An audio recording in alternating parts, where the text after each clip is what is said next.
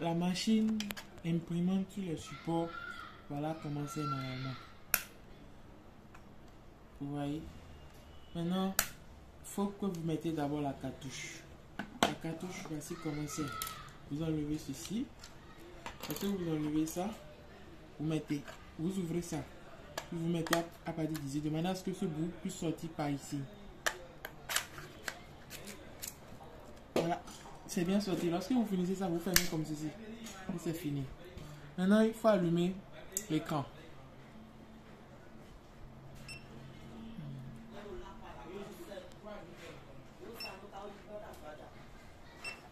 Voilà. Lorsque l'écran est allumé, et il est important, au fait, il arrive des fois où l'écran, c'est un écran tactile et il faut calibrer l'écran. Donc, si l'écran, des fois, vous constatez que l'écran, vous cliquez dessus et puis ça rate, ça ne marche pas, c'est qu'il faut calibrer. Et comment calibrer par exemple? Dans ce cas, il faut que vous éteignez forcément la machine.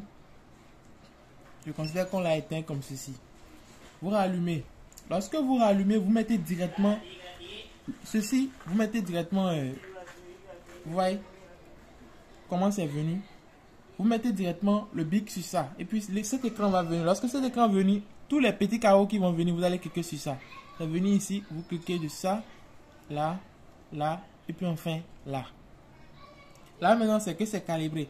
Pour aller plus loin, pour finir le calibrage, vous cliquez sur réglage. Vous voyez, là où c'est écrit toucher, vous cliquez sur ça. Et la même chose, vous allez encore reprendre la même chose. Et avec ça, vous allez appuyer facilement. Tout est bon. Donc, vous veillez à ça à partir du moment où vous constatez que lorsque vous cliquez chaque fois, ça ne répond pas vite. Vous faites le calibrage. Maintenant, pour écrire tout ça, c'est à vous de choisir ce que vous voulez écrire, puis vous allez éditer ici. Si c'est que vous voulez ajouter une date, la date du jour, vous ajoutez ça directement. Ou bien, si c'est que c'est une date personnalisée, vous voulez ajouter. En tout cas, c'est à vous de voir, vous faites vos choix. Vous avez la possibilité d'ajouter beaucoup de choses, des images, des dates, des icônes, bon, tout ça. Donc, à vous de voir quand même, vous mettez votre truc. Maintenant, pour l'impression, côté impression, vous avez la possibilité d'imprimer chaque fois. Lorsque vous voulez imprimer, par exemple, maintenant, d'appuyer ici avant d'imprimer.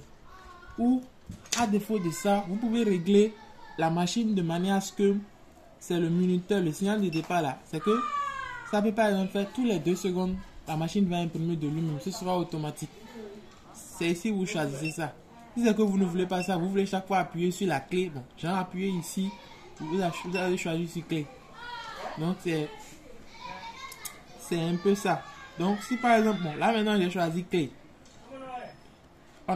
J'ai choisi clé puis j'ai enregistré. C'est enregistré. Maintenant, on revient derrière. On va commencer l'impression. Pour commencer l'impression, vous cliquez sur impression.